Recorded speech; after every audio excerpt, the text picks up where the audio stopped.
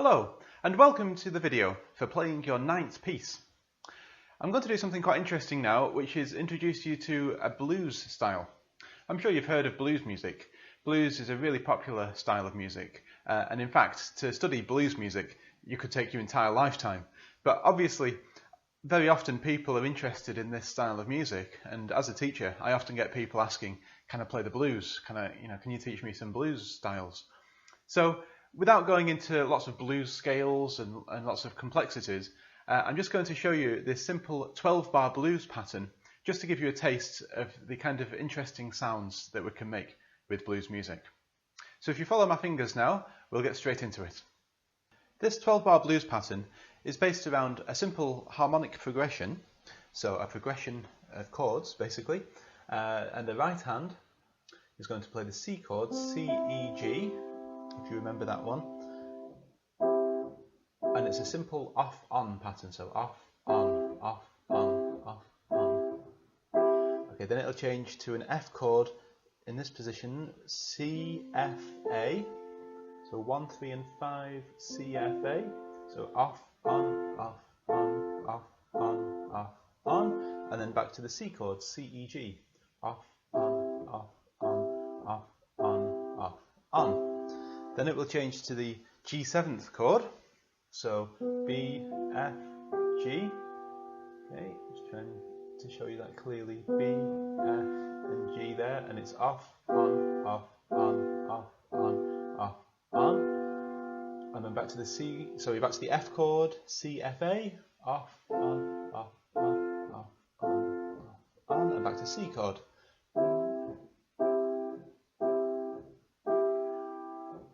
Okay, you'll see this on the PDF as well, so you will be able to follow it. Now, although the chords are important, and you will need to practice those to play this piece, the left hand is even more important, because this has got the melody, which starts with C, so it's the low C, like the original C position we found. There's a little bit of a stretch. 3 plays E, but then there's a stretch. 2 plays the G. So 5, 3, 2 is C, E, G. Then 1 plays the A. Alright, so you're actually stretching a 6th there. You should recognise C, A is a 6th. So 5, 3, 2 on G, 1 on A, 2 crosses over to this B flat. Right, do you remember from the F scale? In the F scale we had a B flat, and now we've got the B flat. Even though we're actually in the key of C here, but we have a B flat here, so.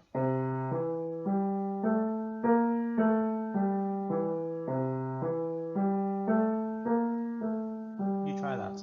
C, E, G, A, B flat, A, G, E, C, E, G, A, B flat, A, G. Alright, you can always go back over this, I know I'm going fairly quickly. Let's go down to the low F.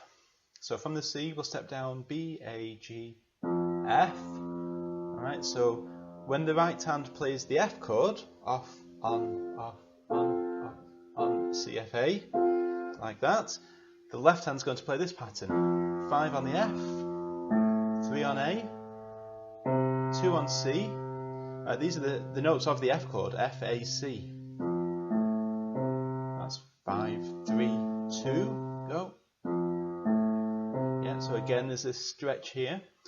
So it's F, A, C, 1 plays D. Now you might have guessed this already from the sound.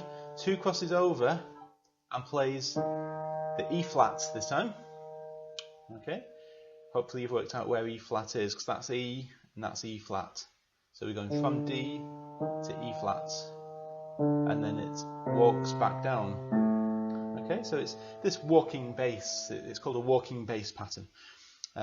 Which actually gives us the main melody for this particular little arrangement that we've got.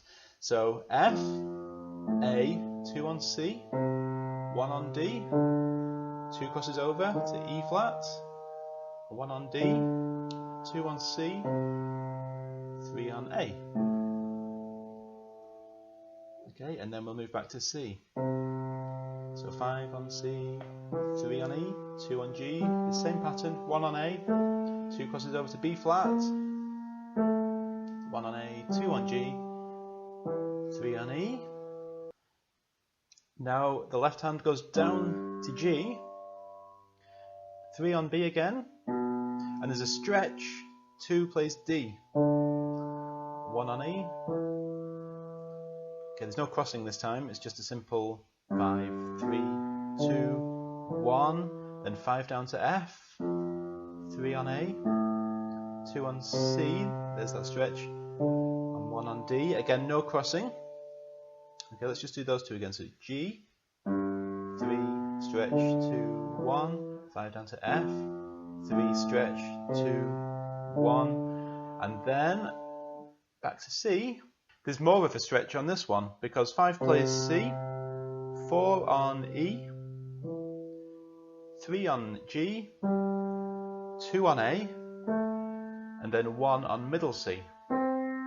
So the ending, that's just to finish the piece off. It goes 5, 4, 3, 2, 1. That's C, E, G, A, C. Some people will find that quite tricky and quite stretchy. Others may not. You know, partly it depends on the size of your hand and how dexterous your fingers are. But obviously, the more little finger exercises and little movements that you do, and the more you practice on the piano, then the better. So hopefully you'll be able to manage that. I'm going to play the whole piece now.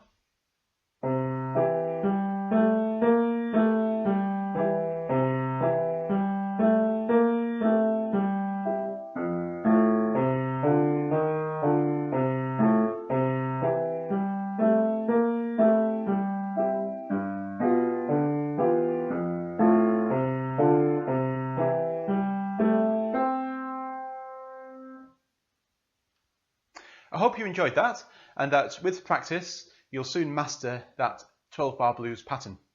Remember to keep the left hand nice and strong. You'll see on the PDF that it's marked with an F for forte, strong or loud.